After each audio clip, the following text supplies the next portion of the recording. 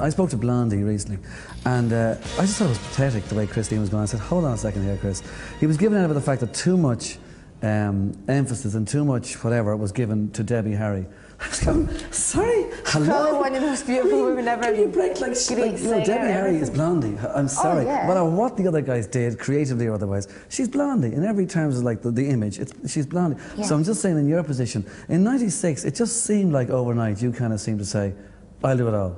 Yeah, I'll talk to the press. That was literally what happened. Great, and I'm glad you're so honest about it, because it's the way it is. It totally was. And, you know, and if you ask any of my band, they'll turn around and they went, and they were delighted. Yeah, they were totally delighted. Where are they went now? number they're one. Not working now. They're probably down the pub or something, you see? They're away out for a wee walk in Dublin, having a great time. But they're more than happy to let me speak. Yeah. And more than happy that I'm the one that'll turn up to the photo sessions, the videos, da da da da. You know, we did one video on White on Blonde that the band were in playing live. God, did they? He said, oh, I forgot how horrible this was.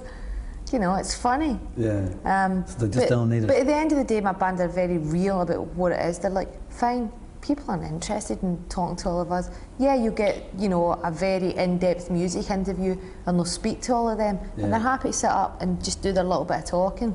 Yeah. And say their piece and, you know, what it means to them. Sure. If they think it's the sort of people that are going to read. But when you do certain stuff, they know that... Yeah, and you know also that people want to know about you. Yeah.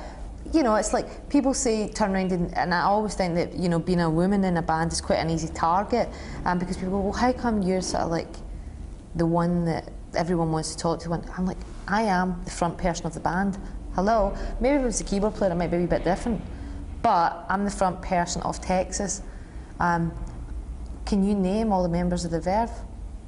Yeah, exactly. Yeah. Can you name all the members of Oasis even? Yeah, you probably go Liam, no. Full stop. And then you sort of go, and maybe some people go, oh, Bonehead. Yeah. I mean, it's a different story now because they're a different band, but people don't know all the members of bands unless they're fans, unless they're the person that sits with the album sleeve and goes, such and such plays that, such and such plays this. Yeah, and for a fan, in that case, almost read Trainspotter, yeah, exactly. Yeah. Yeah. You know, people, you don't need to know all the members of the band. It's a case of, you put on a record, I don't care if nobody knows who I am. You know, sometimes people go like to me, Texas. And I'm like, Sharleen, you know, it's like, but it's not a big deal. Making music that you like is the big thing that you want to do, be it in the studio, be it writing, be it on stage, whatever. All the rest of this stuff, and not just talking about albums, but also making videos and photo shoots and all the rest.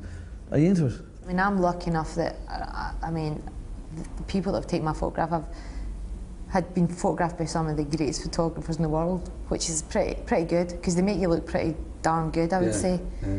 You see those photographs and you go, God, I look good in that. Doesn't really look like me, but I look good in it, you know, it's a bit like that. And you think, oh, I'll have a nice wee album for myself by the time I'm a bit older. I could look back and think, God, there was the days when I looked like that. Even though in my own head, I know I didn't actually really look like that. And I enjoy doing it because a lot of the time I know these people, they're friends.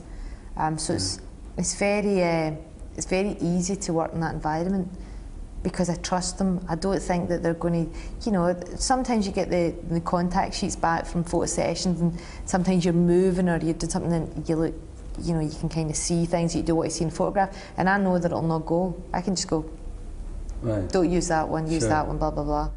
Are there some sides of it though that aren't that great? Like there was one gig you played in France, and like it mightn't have meant anything, but a loony comes into the dressing room with a Bible at one stage, right? And it's not like, you know, the door gets shut and the security kick him out.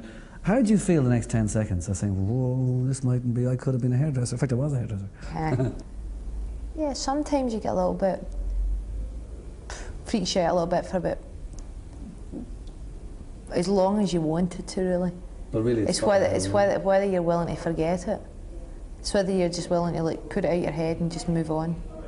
So did you give up a promising career as a hairdresser to join a pop band, Sharleen? Yeah, I mean, I was doing really well. I was travelling all over, teaching and having a ball of a time. But I didn't, you know, when you're 18 years old and somebody comes up and says to you, do you want to be in a band? I know what you're going to say. Nah, it's okay, keep it. Yeah, see you later. Yeah, no, it's not, you know, everyone goes, I remember when I gave it up, everyone went like, you really look crazy, because in the 80s it was a pretty glamorous job to have. You know, there was me getting in my salon, all my clothes done up. Yeah. My little hairdressing bag, doing lots of clients, very sort of glamorous lifestyle in a sort of weird 80s way, and I decided to go off and do the band. But I thought I would much rather take the chance at failing at it than take the chance of sitting for the rest of my life wondering what would have happened if I'd tried it. 20 seconds on the back time. I will feel you're on the run. Never lived too long to make right. I see you're doing fine. And when I get that feeling, I can no longer slide. I can no longer run, no, no, no.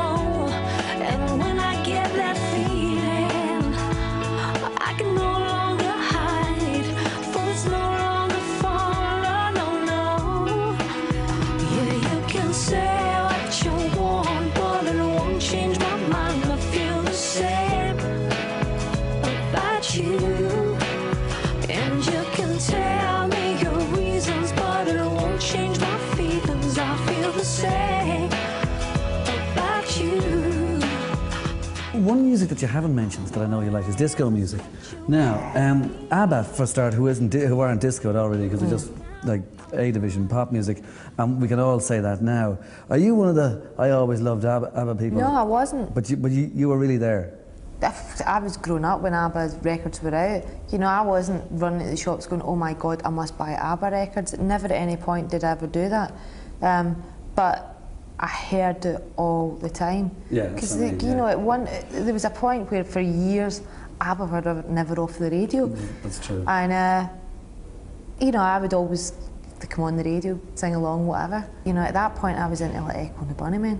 You know, I was like going, Echo and the Bunnymen are cool. Right. I wasn't saying ABBA are cool. No. You know, I wasn't doing that, but I was very aware of their music. I don't think anyone can say that there wasn't a point where they left a sort of mark in your head. It would remind you of a period of growing up, and they were great pop songs. Verse, bridge, chorus. Yeah. That's a song, is it? Is that really what it's about to you? It's To not me- as though you'd be against a 20-minute No. Pink Floyd piece, but... No, to me, a song is something that starts off and puts goosebumps through your whole body, and then takes you to a height, and then drops you, then brings you back up again and drops you down again. And at the end you think, God, that wasn't long enough, I want to hear it again. That's a song. It's a song that years later you can still remember every lyric, you still remember the words, the simplicity of it, the tune, you know, you go about humming it. That's a song. I'm tired of telling the story, tired of telling it your way. Yeah, I know what I saw, I know that I found the flaw. Before you take my heart, reconsider. Before you take my heart, reconsider. I've opened the door. I've opened the door. Here comes the summer sun. He burns my skin. I ache again. I'm over you. I thought I had a dream to hold. Maybe that has gone. Your hands reach out and touch me still, but this feels so wrong. Before you take my heart, reconsider. Before you take my heart, reconsider. I've opened the door.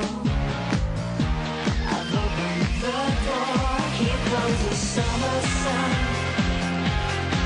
He burns my skin. I ache again. I'm over you.